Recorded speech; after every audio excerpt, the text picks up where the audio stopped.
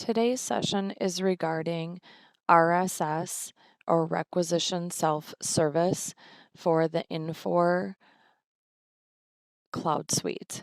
This is replacing Lawson Requisition RQC and will be the new ordering system for end users. At this time, you will need to make sure that you have access to the system. You will have needed to complete the CBL through Net Dimensions for Requisition Self-Service or RSS. And if you do not have that information, you will need to stop at this point and get access through an iService ticket to IT in order to continue. Once you have that completed, you now will go into the Infor Cloud Suite website. You will click on the requester role. If you do not see the toolbar on the left side, please click this 3-line icon next to the requester, and that will bring open the toolbar on the left side. Your home screen is going to look similar to this. It will show all of your past requisitions. If they have been filled, they will not be on this list. These will be open ones that still have not filled. The ones that are currently needing approval from a leader, and the ones that are unreleased. The section for supplier requisitions to review we are currently not using. In order to start an order, you're going to click Requisition Self-Service. That will open up all of your current requisitions that you just saw on the previous screen. Also, they are just not put into boxes, so they are all in this My Requisitions, and those will just be yours. It will show me current items that I have recently ordered, and then it will show you your shopping lists. Today, I'm going to also show you how to change your profile to go between cost centers if you order for multiple cost centers. You would click Profile. And my requesting location today, I would like to be the emergency room. And I don't know that number, so when I click on the magnifying glass, I can then type in emergency. It will pull up the 3 cost centers associated with Company 2000 and emergency rooms. I'm going to click the 65100. It will autofill my information, including the buyer that's assigned to that location. I now need to always put in a delivery date, and I always need to put in a deliver to. So please make sure you are filling in that information every time, the requested delivery date and the deliver to.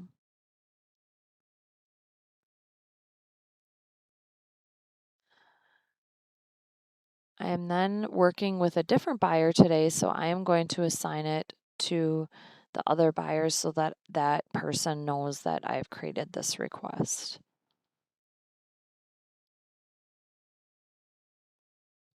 It shows your request status in the right-hand corner and that my request has been added.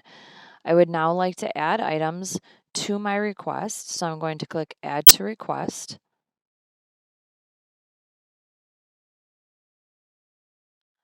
I am going to click the shopping list that I want.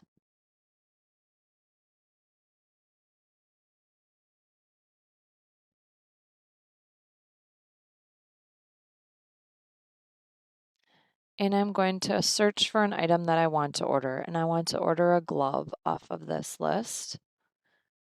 But I don't know which gloves, so I'm just searching for the gloves that are on my list. And today I would like some small gloves. So I'm going to order 3 boxes of small gloves and click the plus sign.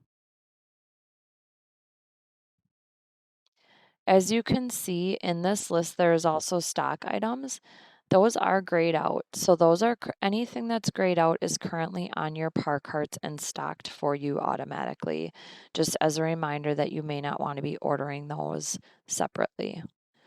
I'm going to take glove out, and I would now like to search for a bandage. And my bandage that I want to search for is a Tegaderm.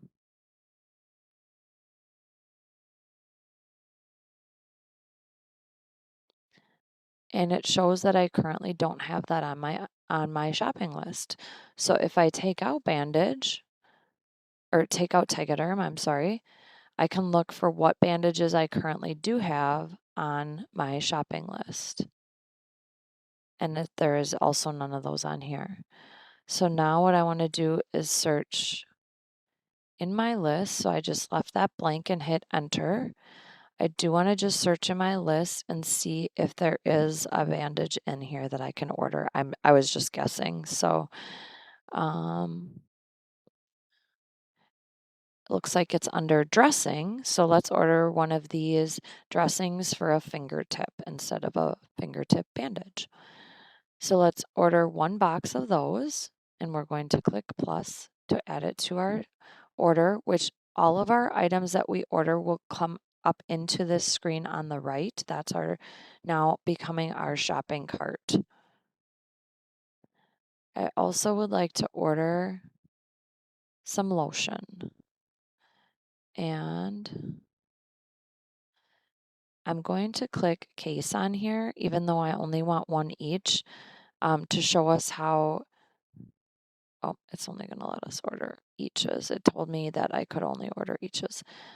So let's only order each, but let's order, instead of one, my fingers got a little happy. So I'm going to put 1,000 in there on accident.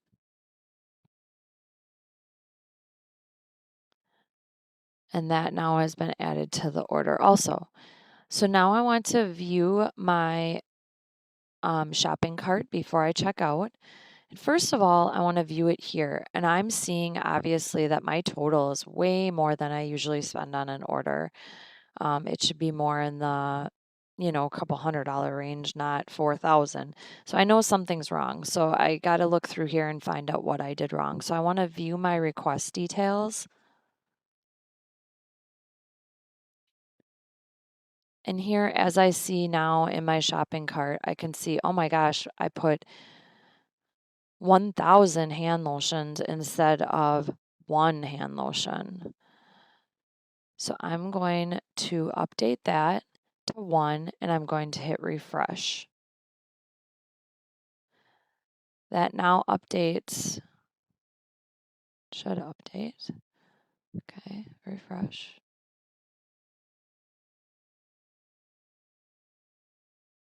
1, enter. Sorry, I did that wrong. So 1 and enter. And I'm sorry, it's not refresh, it's save right here, save. So I even make mistakes. It now has changed it, and wow, my total looks much better than it did before. So I now know these are the correct items I want to order. I am going to now click submit. It's going to ask if I for sure want to submit this requisition, and I'm saying yes, I do.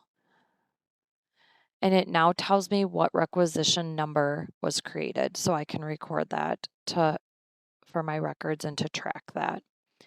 I'm now going to return to my dashboard. Another thing I want to go through today is if you have started a requisition and you suddenly have to walk away from it because you have been called away to go into a room or a different project you're working on, you can look through this My Requisitions list and see if you have one that is unreleased. You could, by clicking on here, I can go back into this requisition and I now can add to this request and say, okay, now I need to add a few items to that request because I was pulled away. So I'm going to add,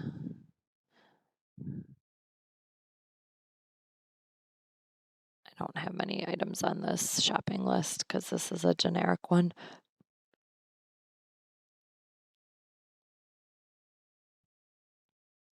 We're just going to do a coat, and we're going to add 2 of these. And I'm going to add 2 of these. And I'm going to hit a plus sign. And another plus sign here to add these. The one item I never, ever, ever want to touch in this RSS page is the add all items to request. If I click that, that is going to add every single item on a template that I have. So if I have 100 items on there or 500 items on a template, it's going to add every single item to my list. So please, there is no way for us to get rid of this, but please do not ever hit this as a request. We just do not ever want to do that because that is going to add everything to the cart. Now that I see the 2 jackets that I wanted are in there, I can hit view request details.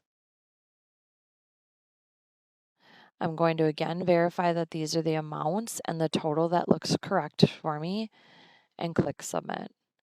It will verify that I want to submit it and I will say yes. And I can return to my dashboard again. Now you can look at your requisitions this way. You can also, by taking the and going back to the Infor Cloud Suite tab on your browser, you can look at them in the home screen, which is this. You also can hit My Requisitions. That is only going to show you your requisitions, and you need to just make sure that whether you're looking to search for unreleased requisitions, open requisitions, or all requisitions, and then you can type in any kind of requisition number here and you'll be able to find it. Anything that's highlighted in blue and underlined is a hyperlink. Anything that is obviously black is not a hyperlink and will not take you anywhere. In the all section, it will also show you the status, whether the requisition is closed or in process, or if it needs approval. If you are looking for an item, but you aren't quite sure what it might be, or it's not on a template and you're looking to search for an item to put on a template, you can click on Item Search on the left bar. And in the search context, you can put, for instance, bandage. And I know that the bandage that I'm looking for is a Tegaderm.